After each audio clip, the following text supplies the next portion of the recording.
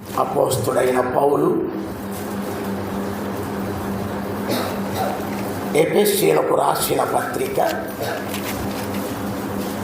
2వ అధ్యాయం 3వ వచనాన్ని చదువుకుందాం. వారితో కలిసి మనమందరము శరీరము యొక్కయు మనసు యొక్కయు కోరికలను నెరవేర్చుకొనుచు మన శరీరాశలను అనుసరించి మునుపు ప్రవర్తించుచు కడమ వారి వలనే స్వభావ సిద్ధముగా దైవోగ్రతకు పాత్రులమై ఉంటిమి. దైవోగ్రతకు పాత్రులమై ఉంటిమి. క్రీస్తునందు సహోదరి సహోదరులారా, అపోస్తుడైన పౌలు ఎఫెసీలో ఉన్న సంఘానికి వ్రాస్తూ 2వ అధ్యాయము 3వ వచనములో శ్రేష్టమైన మాటలు వ్రాస్తూ ఉన్నాడు. మనము ఎలా ఉంటిమి? దైవోగ్రతకు పాత్రులమై ఉంటిమి. దైవోగ్రతకు పాత్రులమై ఉంటిమి. దైవ ఉగ్రతకు, ఆ రెండు కలిపి రాయబడింది పదం అది. దైవ ఉగ్రతకు మనము పాత్రులమై ఉంటిమి. ఉగ్రత, కోపము, దేవుని కోపమునకు మనం ఏమై ఉన్నామటమ్మా? పాత్రులమై ఉన్నాం. మనుషుల ఉగ్రతకు కాదు, దేవుని ఉగ్రతకు మనము పాత్రులమై ఉన్నాం. ఇలాగ మనము ఆరాధించడానికి మనము పాత్రులం కాదు. ఒకప్పుడు దేవుని బిడ్డలు అనే అధికారమును మనము లేని వారము, ఆయన సన్నిధికి దూరంగా ఉన్నవారము. పూర్వమా పత్రికలో ఉందిగా, మనము శత్రువులమును పరజనులమై ఉండగా, మనం ఇంకా పాపులమై ఉండగా క్రీస్తు మన కొరకై మరణించాను. పాపులమై ఉండగా అంటే మనము దేవుని రాజ్యమునకు పాత్రులమై కాదు, అపాత్రులమై ఉండగా. మరి దేనికి మనము పాత్రులము? ఆయన ఉగ్రతకు పాత్రులము, శిక్షకు పాత్రులము, తీర్పుకు పాత్రులము, నరకాగ్ని గుండములకు పాత్రులము. చూడండి, యాకోబు ఏమంటున్నాడు? తన మోసపు జీవితాన్ని గ్రహించి, తన మోసపూరితమైన జీవితాన్ని గ్రహించిన యాకోబు ఏమని పలుకుతున్నాడో తెలుసా? దేవునితో మాట్లాడుతూ, నేను పాత్రుడను కాను. ఆదికాండము 32వ అధ్యాయము 10వ వచనం, 32:10.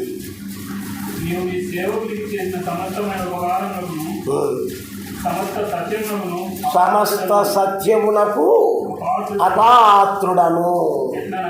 చుట్టాలయ్యా, యాకోబు జీవితంలో ఎన్ని మోసాలు! అతని జీవితంలో మేలు అనేది, మంచి అనేది లేదు. తండ్రిని మోసం చేశాడు, అన్నను మోసం చేశాడు. తన జీవితంలో అన్నీ మోసపూరితమైనవే.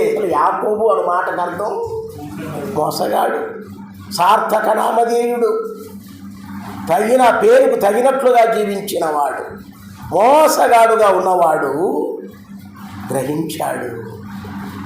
దేవా, నీ వెళితే నేను నీకు మేలు చేస్తానన్నావు కదా, నిన్ను ఆశీర్వదిస్తానన్నావు కదా, ఇప్పుడు నన్ను ఆశీర్వదించు. ఇదిగో నా సంతానము, ఇదిగో నా ఆస్తి, నా మందలు, నా పనివారు, నా భార్యలు, ఇంత సంపద తీసుకొని పోతూ ఉన్నా నా స్వదేశానికి. మా అన్న ఎదుర్కొని వస్తూ ఉన్నాడు. మరి కాపాడేవాడెవరు? నీవే. ఏశావు నుండి కాపాడువాడవు నీవే. 2 గుంపులుగా విభాగించి ఉన్నాడు. కానుక ముందు పెట్టాడు ఏశావు కొరకై. ఇప్పుడు ఏం చేస్తున్నాడు తెలుసా? నాయన పాదాలు పట్టుకుంటున్నాడు. నేను యోగ్యుడని కాదు. ఎబ్బేకు రేవు దగ్గర పోరాటం చేశాడు. పోరాడినాడు. తుంటి నరం తెగేటట్లు కొట్టినా వదలలేదు. పశ్చాత్తాపడుతూ ఉన్నాడు. నేను పాత్రుడను నాయన. కనికరం కలిగిన దేవుడు మోసగాడైన యాకోబును మార్చాడు. యాకోబు, నాయన ఇప్పటి నుంచి నీ పేరు యాకోబు కాదు, నీ పేరేం పేరు? ఇశ్రాయేలు. నువ్వు పోరాడి గెలిచావు తండ్రి. నువ్వు పోరాడి గెలిచావు. ఎవరితో? మనుషులతో, దేవునితో. నీ పేరు ఇశ్రాయేలు.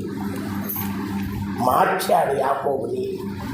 అపాత్రుడైన యాకోబు ఏమయ్యాడయ్యా? ఇప్పుడు పాత్రుడయ్యాడు. ఆ స్థానంలో మనం ఉన్నాం. దైవ ఉగ్రతకు మనం ఏమై ఉన్నాం చెప్పండి? పాత్రులమై ఉన్నాం. అపాత్రులు అంటే నేను దానికి తగిన వాడను కాను అని అర్థం. పాత్రుడను అంటే నేను దానికి నేను దానికి తగిన వాడను అని. నేను కాను, నేను పాత్రుడను, నేను అంటే అది వేరే విషయం. అట్లా అనడానికి వీలే లేదు.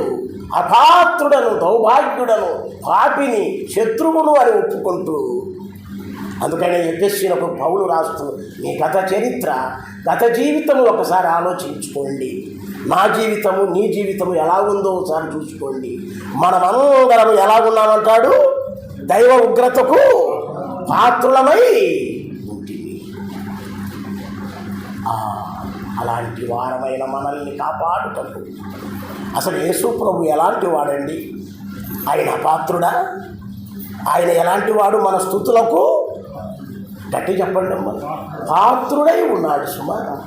అసలు ఆయన ఎంత గొప్పవాడు. ఆయన గొప్పతనం గురించి యవనస్తుడైన తిమోతికి ఎంత చక్కగా పౌలు వివరించాడో తెలుసా? తిమోతికి రాసిన మొదటి పత్రిక 6వ అధ్యాయం 16వ వచనం. 6:16 అయ్యా. తిమోతికి రాసిన మొదటి పత్రిక. సమీపింపరాని తేజస్సులో ఆయన మాత్రమే వసించుచు అమరత్వము గలవాడై ఉన్నాడు. అమరత్వము అంటే అర్థం ఏంటో తెలుసా? మరణము లేకుండా ఉన్నవాడు. మనుషులలో ఎవరునూ ఆయనను చూడలేదు, ఎవరునూ చూడనేరడు.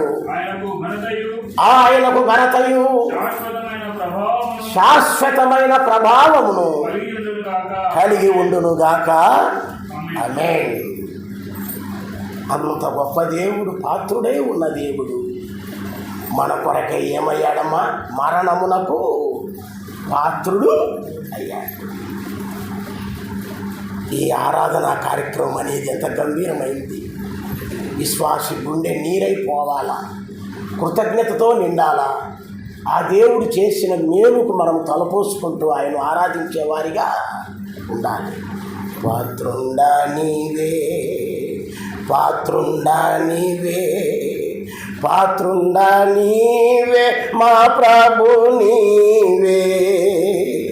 నీ సన్నిధి యందు నిన్నారాధించి పాత్రుండా నీ వంచు కీర్తింతును.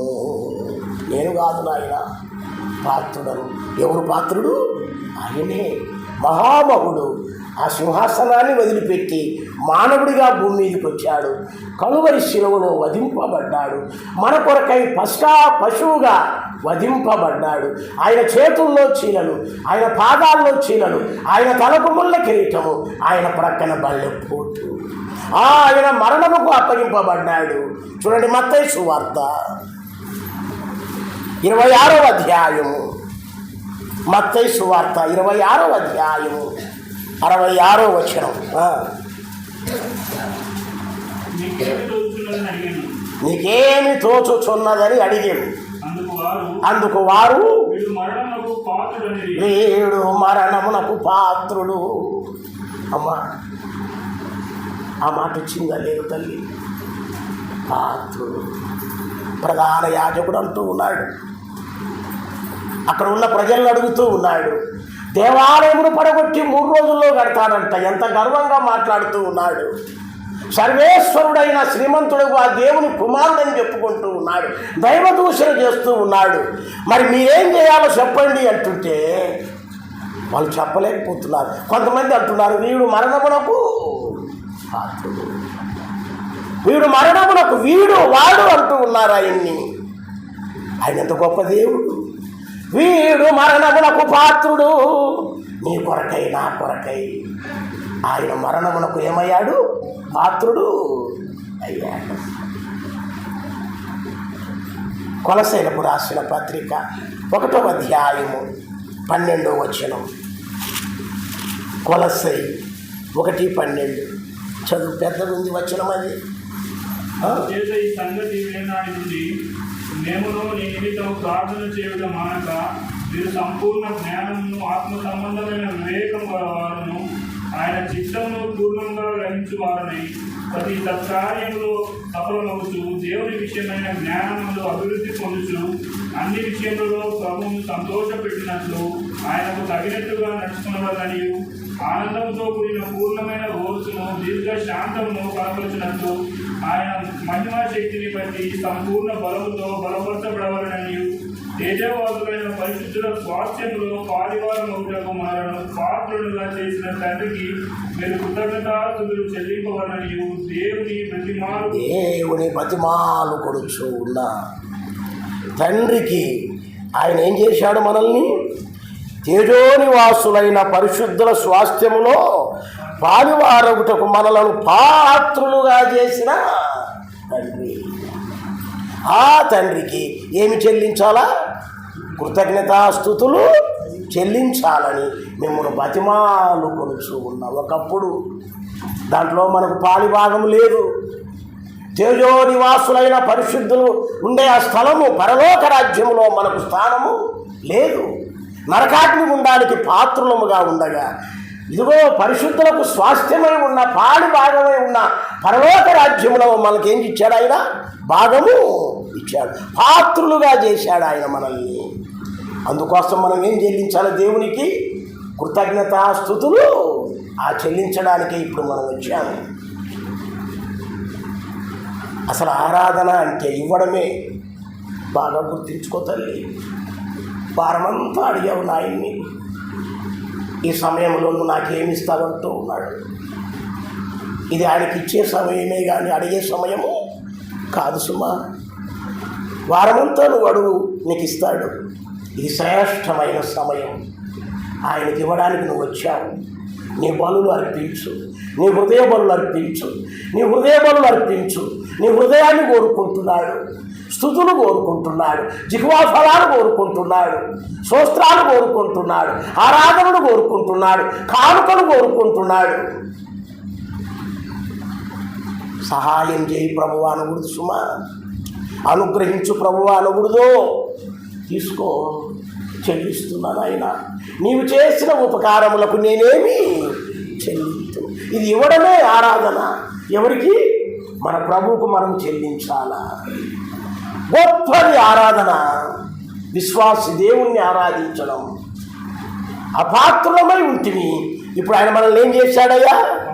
పాత్రులుగా చేశాడు. మనల్ని పాత్రులుగా చేయుట కొరకై శ్రీమంతులకు దేవుడు ఏమయ్యాడు? శిలువ మరణానికి పాత్రుడు అయ్యాడు. ఘోరమైన శిలువ మరణాన్ని పొందాడు. భారమైన శిలువను వీపు మీద మోసుకొని యెరూషలేము వీధుల వెంట వెళ్ళాడు. 3 మేకుల మధ్య వేలాడదీయబడ్డాడు.